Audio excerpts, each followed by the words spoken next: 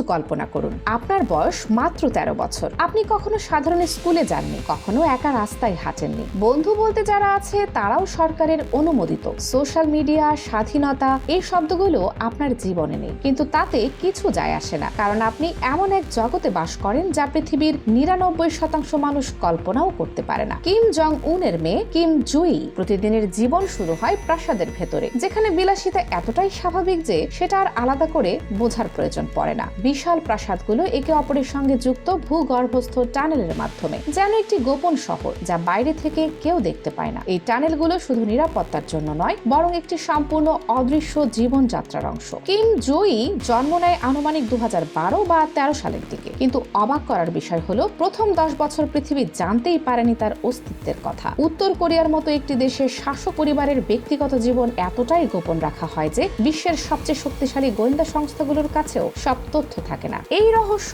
প্রথম ফাঁস করেন এক অদ্ভুত ব্যক্তি, ডেনিস রোডম্যান। তিনি একবার পিয়ংইয়ং সফরে গিয়ে ফিরে এসে জানান তিনি নেতার শিশু কন্যাকে কোলে নিয়েছেন। তখন অনেকেই এটাকে গুরুত্ব দেয়নি, কিন্তু কয়েক বছর পর প্রমাণ হয় তিনি সত্যিই সঠিক ছিলেন। এই সময়টায় কিম জুই বড় হচ্ছিলেন এক অভূতপূর্ব বিলাসিতার মধ্যে। পরিবারটি রয়েছে প্রায় 17 থেকে 20টি প্রাসাদ। কিছু বিশ্লেষণ বলছে সংখ্যাটি 50-এরও বেশি হতে পারে। প্রতিটি প্রাসাদ যেন আলাদা একটি বিলাসবহুল রিসোর্ট, সুইমিং পুল, স্পোর্টস স্টেডিয়াম, ঘোড়দৌড়ের মাঠ, ব্যক্তিগত সৈকত, সবকিছুই সেখানে আছে। সবচেয়ে বিখ্যাত জায়গাগুলোর একটি হলো পূর্ব উপকূলে অবস্থিত ওয়ানসান কমপ্লেক্স। এখানে রয়েছে প্রায় 500 মিটার দীর্ঘ ব্যক্তিগত সাদা বালুর সৈকত, ডজন খানেক বিলাসবহুল ভিলা, ইয়ট মারিনা, এমনকি ওয়াটার স্লাইড সহ সুইমিং পুল। এটি কোনো রিসোর্ট নয়, এটি একটি পরিবারের ব্যক্তিগত অবকাশ যাপন কেন্দ্র। আর রাজধানী পিয়ংইয়ং এ রয়েছে তাদের প্রধান বাসভবন, যেখানে নিরাপত্তা এতটাই করা যে সেটি একটি সামরিক ঘাঁটির মতো। বৈদ্যুতিক বেড়া, মাইনফিল্ড, চেক পয়েন্ট,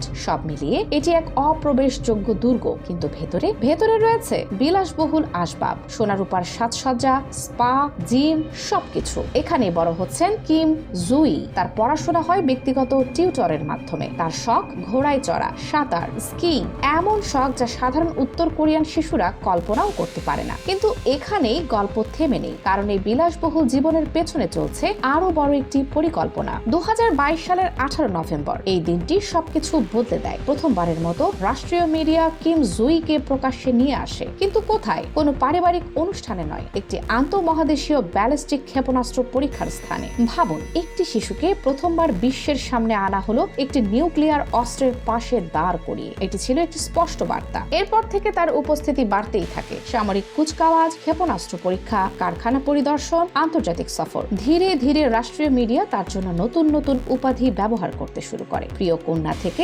নেতৃত্বের মহান ব্যক্তি পর্যন্ত। এখানেই শুরু হয় সবচেয়ে বড় প্রশ্ন, সে কি ভবিষ্যতের নেতা? অন্যদিকে তার বিলাসী জীবনও স্পষ্ট হয়ে উঠতে থাকে। কিম জং উনের সম্পদের পরিমাণ আনুমানিক 5 থেকে 10 বিলিয়ন ডলার। এই অর্থ আসে রাষ্ট্রীয় সম্পদ, গোপন ব্যবসা এবং আন্তর্জাতিক নিষেধাজ্ঞা এড়িয়ে পরিচালিত বিভিন্ন কার্যক্রম থেকে। এই সম্পদের প্রতিফলন দেখা যায় কিম জুই এর পোশাকেও। ডায়র এর $1000 জ্যাকেট, কার্টিয়ার এর ঘড়ি, সবই তার দৈনন্দিন জীবনের অংশ। এমন পোশাক যা দেশের সাধারণ মানুষ পরার কথা চিন্তাও করতে পারে না। শুধু তাই নয়, পরিবারটি রয়েছে বিলাসবহুল ইয়ট, ব্যক্তিগত ট্রেন, প্রাইভেট জেট। তাদের প্রতিটি যাত্রা যেন একটি চলমান দুর্গ। কিন্তু এবার আসি সবচেয়ে অন্ধকার দিকটাই। একই সময়ে উত্তর কোরিয়ার প্রায় অর্ধেক মানুষ অপুষ্টিতে ভুগছে। চালের দাম এত বেড়ে গেছে যে অনেকে নাগালের বাইরে, অনেকে বাঁচার জন্য নিজের রক্ত বিক্রি করছে। শিশুদের একটি বড় অংশ অপুষ্টির কারণে স্বাভাবিকভাবে বেড়ে উঠতে পারছে না। একদিকে কোটি ডলারের জীবন, অন্যদিকে ক্ষুধার্ত জনগণ। এই বৈপরীত্যই এই গল্পকে ভয়ঙ্কর করে তোলে। এখন প্রশ্ন, এই কিশোরীর ভবিষ্যৎ কি? 2025 সালে সে প্রথমবার আন্তর্জাতিক সফরে যায় চায়নাতে। এরপর 2026 সালে তাকে দেখা যায় দেশের সবচেয়ে গুরুত্বপূর্ণ স্মৃতিসৌধে, যেখানে পূর্ববর্তী নেতাদের সংরক্ষিত দেহ রাখা আছে। এটি ছিল একটি প্রতীকী পদক্ষেপ, একটি উত্তরাধিকারীর ইঙ্গিত। দক্ষিণ কোরিয়ার গোয়েন্দা সংস্থা জানিয়েছে কিম জুইকে ইতিমধ্যে উত্তরসূরি হিসেবে প্রস্তুত করা হচ্ছে। যদি এটি সত্যি হয় তাহলে ইতিহাস তৈরি হতে যাচ্ছে, কারণ উত্তর কোরিয়ায় কখনো কোনো নারী শাসক হয়নি। তবে সবাই একমত নয়। কেউ কেউ মনে করেন